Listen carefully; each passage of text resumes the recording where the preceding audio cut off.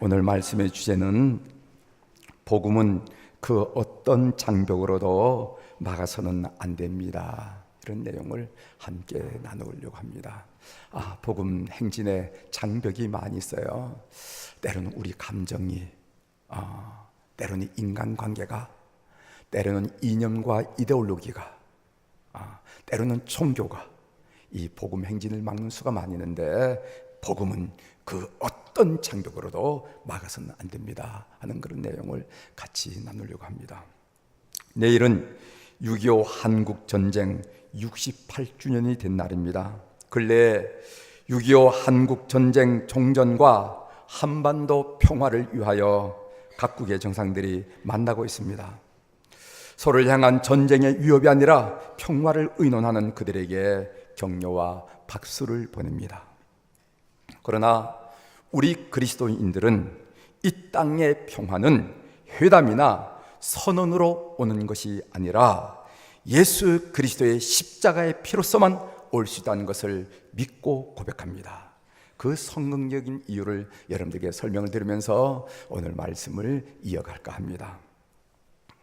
창세기 4장에 보면은 가인은 그의 동생 아벨에 대한 시기심을 극복하지 못하고 아무도 없는 들판에서 그를 쳐 죽였습니다. 일종의 완전 범죄를 시도한 것이죠. 여러분이 잘 아는 말씀입니다. 그러나 모든 것을 다 아시는 하나님께서 가인에게 물었습니다. 내 아우 아벨이 어디 있느냐?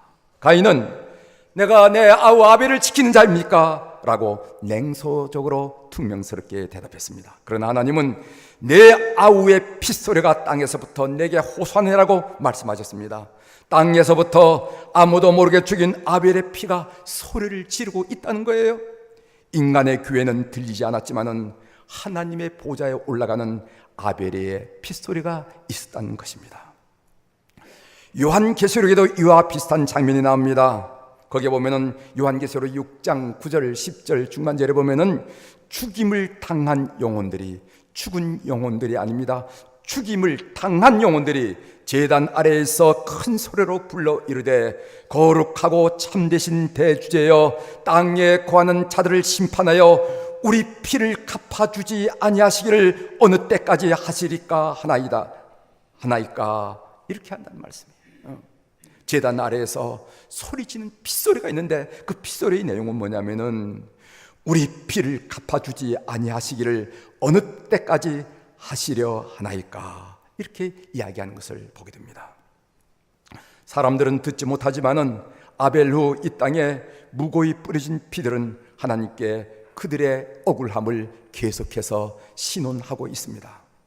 성경은 경고하고 있어요. 이런 억울한 피들이 가득하면은 땅은 그 주민을 토해낸다는 겁니다. 이런 피소리가 끊임없이 들리면은 이 땅은, 이 한반도는 이 땅에 사는 사람들을 토해낸다는 거예요. 레위기 18장 28절에 보면은 너희도 더럽히면은 그 땅이 너희가 있기 전 주민을 토한 같이 너희를 토할까 하노라. 가나안 땅에 하나님께서 그 주민을 토해내서 가나안 땅의 주민들이 벗어난 것처럼 이스라엘 백성들도 비록 너희들이 그 땅을 더럽히면은 너희들마저도 토임을 당한다 하는 그런 이야기입니다. 한반도에는 이런 억울한 아벨의 피가 없습니까? 어머니 뱃속에서부터 낙태로 흐르는 아벨의 피가 1년에 30만 건이 넘는다고 그래요. 하나님이 주신 생명이 낙태로 흐르는 아벨의 피가 30만 건이 넘는다고 합니다. 6.25 전쟁은 이 땅에 아벨의 피를 가득 부은 참혹한 전쟁이었습니다. 이유 없이 무고히 죽은 사람들이 너무도 많았어요. 아벨의 피가 가득 차면은 이 땅은 결국 거민을 토해내게 됩니다. 그러면은 우리가 불행해지게 됩니다. 이 땅에 흘러넘치는 아벨의 피를 어떻게 해야 됩니까? 어떻게 해야 됩니까? 예수 그리스도의 피밖에는 없어요. 예수 그리스도의 피는 모든 분노를 잠재우고 원망과 충고를 삭히는 유일한 피입니다. 이 피를 히브리서 12장 24절에서는 새 언약의 중보자이신 예수와 및 아벨의 피보다 더 나은 것을 말하는 뿌린 피니라 이렇게 묘사했습니다. 다시 쉬운 말로 말씀드리면 예수님의 피는 복수를 호소하는 아벨의 피보다, 그래서 그들의 모든 분노를 잠재우고 원망과 증오를 삭힐 수는 더 나은 피다, 이 말이에요. 예수의 피는 하나님과 죄인된 인간을 화목하게 합니다. 예수의 피는 죄된 인간들을 서로 화목케 하는 능력이 있습니다.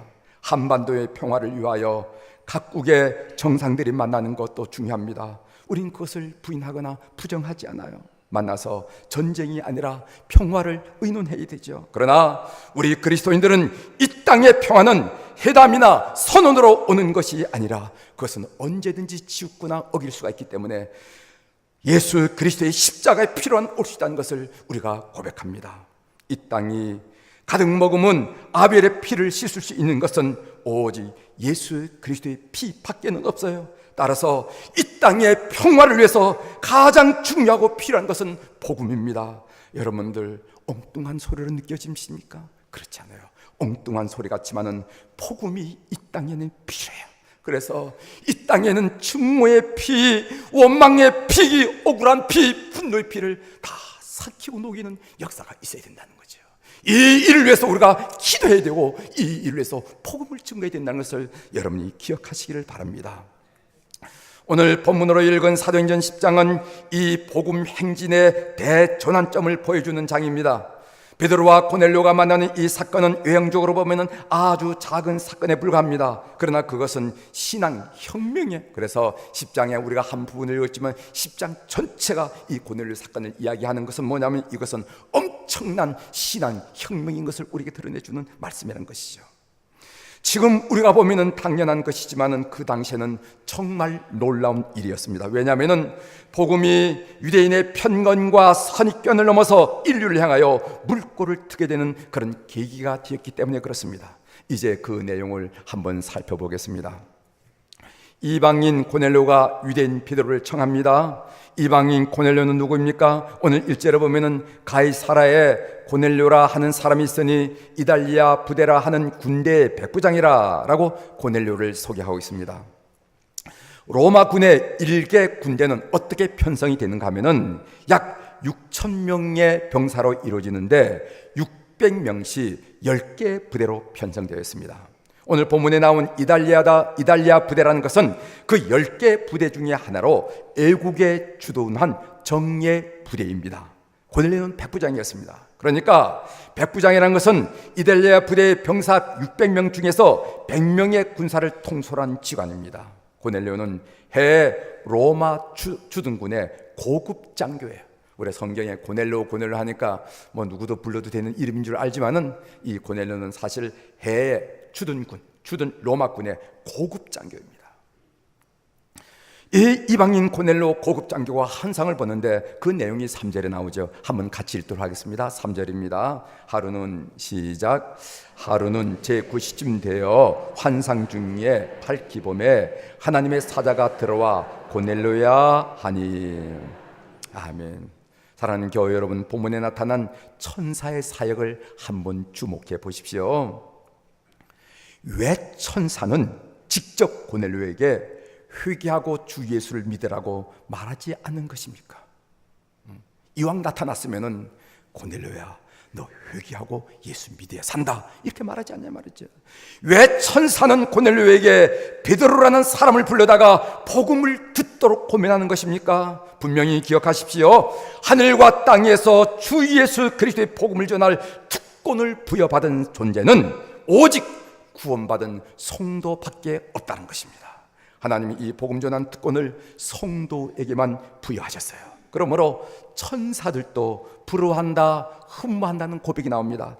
여러분, 찬송가 508장에 보면은 천사도 흠모하겠노라는 그런 찬송이 있는데 그 3절에 이렇게 나와 있습니다. 가사를 제가 읽어드리겠습니다. 영생의 복락과 천국에 갈 길을 만백성 알도록 나가서 전하세. 주 예수 말씀이 이 복음 전하라 우리에게 부탁하셨네. 주 내게 부탁하신 일 천사도 흠모하겠네. 하목케 하라신 구주의 말씀을 온 세상 널리 전하세. 이런 고백이 있습니다. 천사가 나도 복음을 전해봤으면, 나도 복음을 해서 생명상 일리는 그 거룩하고 그 중요한 사역을 좀 해봤으면 하는데, 천사에게는 그걸 허락하지 않았다는 겁니다. 구원받은 주의 백성, 우리에게 주어진 특권임을 믿는 교우들이 되기를 주의 이름으로 축원합니다. 예수님이 부활하시고 승천하셨습니다. 먼저 간 구약의 성도들이 승천한 주님 앞에 나와서 물었습니다. 주님이 하셨던 복음 사역을 누구에게 맡기고 오셨습니까? 주님이 하셨던 천국 사역 누구에게 맡기고 오셨습니까? 그때 우리 주님이 12 제자들에게 맡기고 왔지 대답하셨어요. 아니, 그 사람들에게 맡기고 오다니요, 그 사람들 믿을만 합니까? 다 도망하지 않았습니까? 그 사람들이 잘할 수 있겠어요? 다른 방도 없으십니까? 이렇게 물었더니까 우리 주님이 하신 말씀이 다른 방도는 없어, 그 사람들 뿐이야, 이렇게 말씀하시더라는 거죠. 이 말은 우리 성도들이 복음을 전하지 않으면 인류는 구원의 복음을 달리 들을 방도가 없다는 뜻이기도 합니다. 그러기에 복음 전도는 우리 그리스도인들에게 비할 데 없는 특권임에도 불구하고 책임이기도 하다는 것을 여러분들이 기억하는 교우들이 되기를 바랍니다. 이 고넬료의 구제가 하나님께 상달됐다는 말씀이 있습니다. 본문 4절에 보면은 하나님께 상달되는 것이 무엇인지 나와 있어요. 오늘 본문 4절 중반절에 보면은 천사가 이르되 내 기도와 구제가 하나님 앞에 상달되어 기억하신 바 되었으니, 이런 말씀이 있습니다. 사랑하는 교회 여러분, 우리는 기도가 하나님께 상달되는 사실을 익히 잘 압니다. 그래서 기도하는 거 아니겠어요? 우리가 기도하면은 잘된 기도이든지 조금 어법이 맞지 않은 기도이든 간에 다 하나님께 상달되는 것을 우리가 믿고 기도합니다. 그런데 구제가 하나님께 상달된다는 말씀을 그렇게 많이 들어보지 못했어요. 구제란 무엇인가? 이웃을 향한 사랑의 실천을 의미하죠. 여러분, 하나님이 기억되신 바 되는 존재가 되기를 원하십니까? 그러면 구제할 기회를 외면하지 마시기를 바랍니다. 여러분의 기회에 구제할 기회가 들리건, 여러분 눈에 구제할 기회가 보일 때 외면하지 마십시오. 성령님께 반응하는 여러분들이 되길 바랍니다. 하나님이 보고 계시는 거예요. 하나님이 보고 계시는 거예요. 하나님 보고 계시는 거예요. 그것이 하나님의 기억되신 바 된다는 것을 오늘 이 고넬료의 사건을 통해서 우리에게 기도와 구제가 된다는 거죠. 기도를 통하여 하나님이 여러분을 기억하시지만은 구제를 통해서도 하나님이 여러분을 기억하십니다. 우리가 선을 행하되 낙심하지 말지니, 우리가 선을 행하여 낙심하지 말지니 포기하지 아니하면 때가 이름에 곧이르리라. 그러므로 우리는 귀에 있는 대로 모든 이에게 착한 일을 하되 더욱 믿음의 가정들에게 할지니라. 여러분, 구제함을 통해서 여러분들의 이름이, 여러분들의 가족들이, 여러분들의 후손들이 하나님께 기억되는 그런 은혜를 있기를 주의 이름으로 축원합니다. 이 이방인 고넬료에 대해서 베드로는 편견을 가지고 있습니다. 하나님께서 이방인들도 사랑한다는 사실을 유대인으로서는, 심지어 그가 예수님의 사도인 베드로라 할지라도 도저히 생각할 수 없는, 아니 받아들일 수 없는 사상이었습니다. 넘을 수 없는 장벽이었고 뚫을 수 없는 장애물이었습니다. 사도인 베드로도 여전히 그 장벽에 갇혀 있어요. 어느 유대인 랍비는 이렇게 설명했습니다. 왜 하나님은 이방인을 만들어 놓으셨습니까? 라고 랍비에게 질문을 했더니 그 랍비가 뭐라고 대답하냐면은 찬찬히 대답하는 겁니다. 지옥불에 유황불이 타오르고 있지 않느냐? 그 유황불이 계속 홀홀 타오르려면 땔감이 필요하지 않겠느냐? 하나님은 그 땔감으로 이방인들을 만들어 놓으셨느라, 이렇게 대답했어요. 유대 랍비가. 유대 랍비들이 아침마다 드리는 기도문에는 이런 기도문이 있습니다. 오 하나님, 저를 이방인이나 노예나 여자로 지으시지 않으셨음을 감사드립니다. 이렇게 아침마다 기도한 기도문이 있어요. 그 정도로 유대인의 이방인에 대한 생각은 배타적이고 그리고 부정적이었습니다. 이런 베드로에게 하나님께서 환상을 보여주었습니다. 그것은 하늘에서 달아내리는 보자기였습니다. 그 보자기 속을 보니까 갖가지 온갖 더러운 짐승들이 다 있었어요. 하나님 그 더러운 짐승들을 보여주면서 잡아먹으라 하고 베드로에게 명령합니다. 베드로는 화들짝 놀라면서 그럴 수 없습니다. 그럴 수 없습니다. 유대인들은요, 레위기의 성결법에서 먹을 것과 먹지 못할 것을 구별했습니다. 예를 들어서 짐승 가운데 발굽이 갈라지고 되새김질하는 짐승은 먹을 수 있었습니다. 그러나 그 외의 것은 먹지 못했어요. 물고기도 비늘과 지느러미가 있는 것만 먹었습니다. 지금도 전통적인 유대인들은 자기들이 먹는 것을 따로 구별해요. 이것을 코셔라 그러죠. 여러분들 이스라엘 성지순례 다녀오셨겠지만 성지순례 가보면은 그 식당에 빨간 깃발을 달아놓은 그런 식당이 있어요. 저 깃발은 무슨 의미가 있습니까? 라고 물어보면 가이드를 하는 가이드 선생님들이 뭐라고 했냐면 저 식당은 코셔만 취급하는 뜻입니다. 코셔만 취급한다는 뜻입니다. 이렇게 대답하는 것을 들을 수가 있습니다. 무슬림들이 할랄 음식만 섭취하려고 하는 거나 마찬가지죠. 지금도 정통 유대인들은 이렇게 철저한데 하물며 2000년 전에 경건한 유대인들을 한번 생각해 보시길 바랍니다.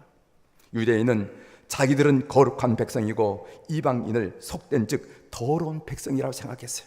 지옥에 뗄감 정도로 내가 유대인으로 태어나고 저 이방인으로 태어나지 않은 거 너무너무 감사합니다 하고 매일 기도드리는 그런 대상이었다는 것입니다. 그러나 하나님의 뜻은 다르고 하나님의 대답은 달랐습니다. 모두가 구원받아야 할, 사랑받아야 할 대상이라는 거죠. 하나님께서 깨끗하게 하신 것을 내가 속되다고 하지 말라. 하나님께서 깨끗하다고 하신 것을 누가 속되다고 말할 수 있겠습니까? 하나님이 받으시기로 작정하시고 천국의 보자기에 담아주신 이방인을 누가 거부할 수 있겠습니까? 복음은 그 어떤 장벽으로도 막아서는 안 된다는 겁니다. 이것이 이 환상이 우리에게 주는 의미였습니다.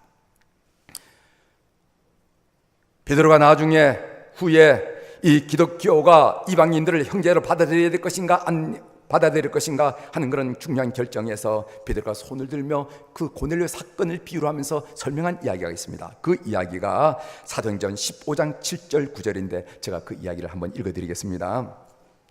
베드로가 일어나 말하되, 지금 어떤 논의가 진행되는 장소냐 하면은요, 이방인들을 우리 기독교인 형제로 받아들여야 될 것인가 안 될 것인가 하는 예루살렘 회의 장소입니다. 베드로가 일어나 말하되, 형제들아 너희도 알거니와 하나님이 이방인들로 내 입에서 복음의 말씀을 들어 믿게 하시려고 오래전부터 너희 가운데서 나를 택하시고 또 마음을 아시는 하나님이 우리에게와 같이 그들에게도 이방인들에게도 성령을 주어 증언하시고 믿음으로 그들의 마음을 깨끗이 하사 그들이나 우리나 차별하지 아니하셨느니라. 그래서 이방인들의 마음을 깨끗이 하사 그들이나 이방인이나 우리나 차별하지 않았다는 겁니다. 놀란 얘기를 선포하는 거예요. 놀란 얘기. 유대인으로 이런 얘기를 하면 안 됩니다. 그러나 오늘 고넬료 사건을 경험한 베드로가 그 예루살렘에서 이렇게 증언하는 것을 보게 됩니다. 사랑하는 교회 여러분, 하나님은 차별하는 모든 장벽을 헐어보셨습니다. 우리에게는 이런 장벽이 없나요? 우리에게는 이런 장벽이 없는가요? 우리에게 감정으로 인한 장벽이 있을 수가 있습니다. 저 사람 미워하기 때문에 내가 미워한 사람한테 천국 가면 안 돼. 우리에게는 편견과 선입견으로 인한 장벽이 있을 수 있어요. 저 사람 2번 결혼한 사람이야. 편견. 우리에게는 이념과 이데올로기로 인한 장벽이 있을 수 있습니다. 저 사람 아버지가 공산주의자였어. 우리에게는 종교로 인한 장벽이 있을 수가 있습니다. 저 사람 아주 또 절지은 사람이야. 불교도야. 저 사람 무슬림이야. 이런 장벽이 있을 수 있다는 거죠. 얘기 하나 하죠. 새로 부임한 목사님이 평생 혼자 교회 나오시는 여자 권사님께 바깥 어른을 만나서 전도하고 싶으니 소개해달라고 제안을 했어요. 그랬더니 그 여자 권사님이 이렇게 말하더라는 겁니다. 목사님 소용없습니다. 목사님 소용없습니다. 우리 남편은 예수님이 오셔서 전도해도 구원 못 받습니다. 그러더라고요. 예수님이 오셔도 구원 못 받는데 어떤 경험이 때문인지 이렇게 얘기한지 모르지만은 여자 권사님은 이런 선입견에 깊이 사로잡혀 있었던 것입니다. 정말 문제라면은 완고한 남편의 마음이 아니라 남편은 구원받을 수 없다라는 이 여자 권사님의 선입견이 아닐까요? 복음 앞에서는 모든 장벽이 무너져야 됩니다. 오늘 이 본문을 묵상하면서 제가 우리의 삶의 적용으로 하나님 어떤 삶의 적용이 있어야 되겠습니까 하고 기도한 가운데 저에게 주신 말씀입니다. 우리의 편견과 사고방식이 장벽이 되어 복음 행진을 막을 때가 많더라는 겁니다.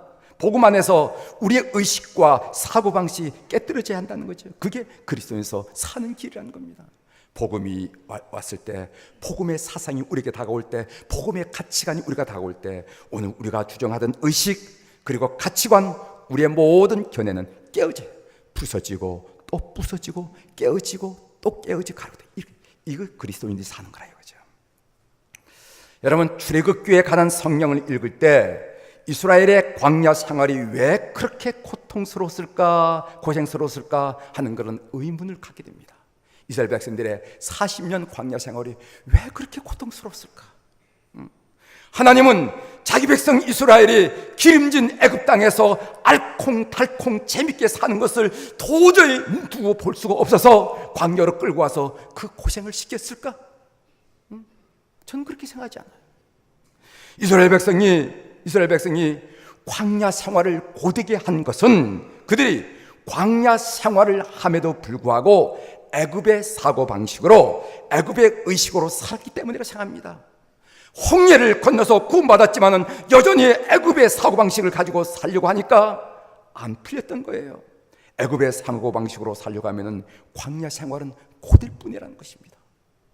사랑 교회 여러분, 깊이 생각해 보셔야 됩니다. 왜 내 삶은 꼬임이 이렇게 많은가? 틱틱틱대면서 왜 걸리는가?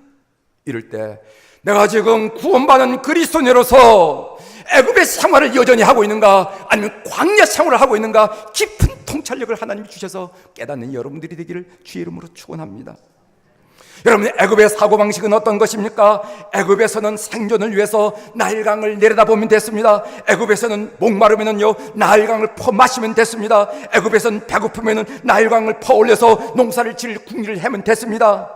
애굽에서의 성공과 실패는 인간의 애씀과 노력에 달려 있었어요. 그러나 광야 생활의 사고방식은 전혀 달라했습니다. 광야의 사고방식은 어땠습니까? 배고프면 농사를 지어야 할 것이 아니라 하늘의 만나를 구해야 됐어요. 목마르면요 나일강 물을 퍼올려 하는 것이 아니라 반석을 깨뜨리는 하나님의 능력을 믿어야만 했습니다.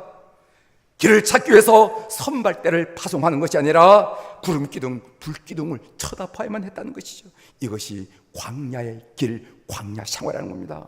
무엇을 말씀하시는가? 하나님을 절대적으로 신뢰하고 그 말씀에 절대적으로 순종하는 삶이 하나님으로부터 선택받고 불림받은 우리 성도들의 삶이 되어야 된다는 거예요. 그럴 때 꼬임이 풀려난다는 겁니다. 광야 생활을 애굽의 사고방식으로 살면은요 삶은 점점 더 꼬일 뿐입니다. 출애굽한 이스라엘 백성들이 애굽의 사고방식을 버리고 광야의 사고방식으로 살아 했듯이 구원받은 우리 성도들은 세상의 사고방식, 가치관을 버리고 하나님 말씀대로 살아야 된다는 거죠. 성도가 애굽의 사고방식으로 살면 살수록 삶은 고달파지는 거예요. 성도는 성경적 세계관을 가지고 살아야 됩니다. 나는 하나님의 백성입니다. 하나님 바라보고 그 하나님 말씀한 대로 죽더라도 살아갈 때 그게 살 길이 열린다는 거예요. 이 사실을 확실히 믿는 여러분들이 되시기를 주의 이름으로 축원합니다. 우리 찬송가 335장 제가 선곡해 왔습니다. 이 찬송 하나 부르고 우리 마치도록 하겠습니다. 크고 놀라운 평화가 335장입니다. 이 찬송은 잘 부르지 않은 찬송이죠. 이 찬송은 4천여 곡의 찬송가 가사를 지은 릴리나스라 하는 분의 찬송입니다. 이 오 놀라운 구절이라는 고백이 이 4절 중에 7번 나와요. 7번. 오 놀랍다. 놀랍다는 거예요. 무엇이 놀라운가? 나의 구원이 놀랍다는 겁니다. 복음이 놀랍다는 겁니다. 특별히 2절에는 이런 가사가 있습니다. 나의 일생을 인도해 주옵소서. 나의 생각도 주관하사 주의 뜻대로 날 다스리옵소서. 주의 뜻대로 날 다스리옵소서. 오 놀라운 나의 구주 주님, 주의 뜻대로 날 다스려 달라고 고백하는 찬송입니다. 우리 한번 찬송 가사를 생각하면서 우리 같이 부르겠는데 1절, 2절, 4절만 연속해서 부르도록 하겠습니다.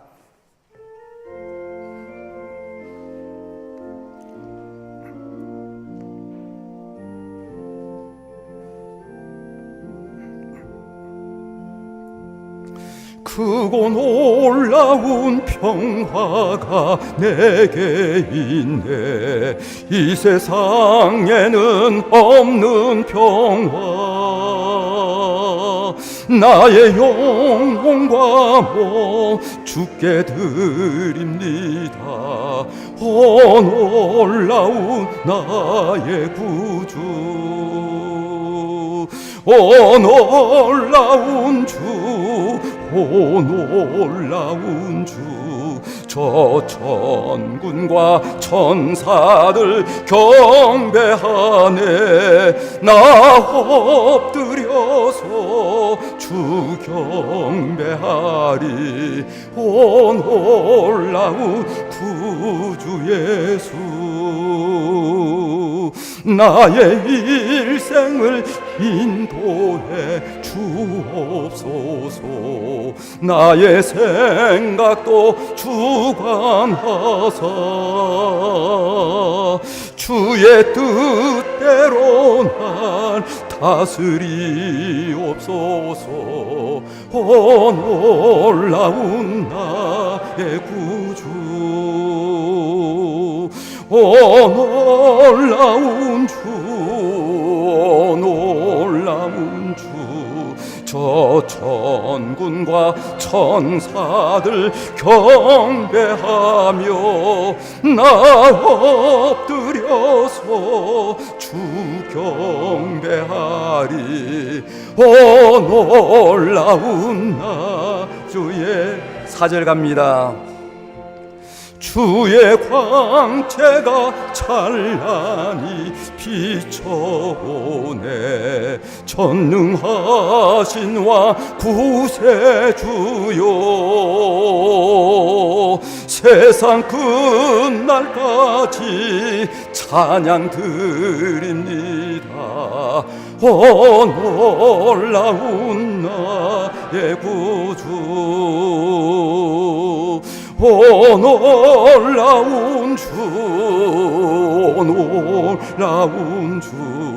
저 천군과 천사들 경배하며 나 엎드려서 주 경배하리.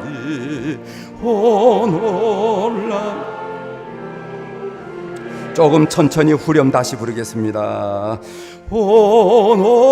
놀라운 주, 놀라운 주. 저 천사군과 천사들 경배하네. 나 엎드려서 주 경배하리.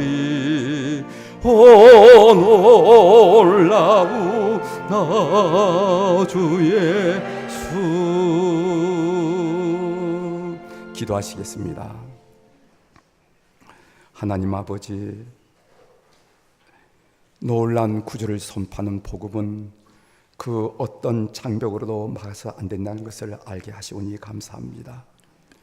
감정으로 인한 장벽, 편견과 선입견으로 인한 장벽, 이념과 이데올로기로 인한 장벽, 종교로 인한 장벽, 이 모든 장벽이 무너지게 하시고 복음의 행진이, 그 역사가 한반도에 그리고 온 인류에게 퍼져나갈 수 있도록 도와주시옵소서. 예수님의 이름으로 감사하며 기도 올리옵나이다.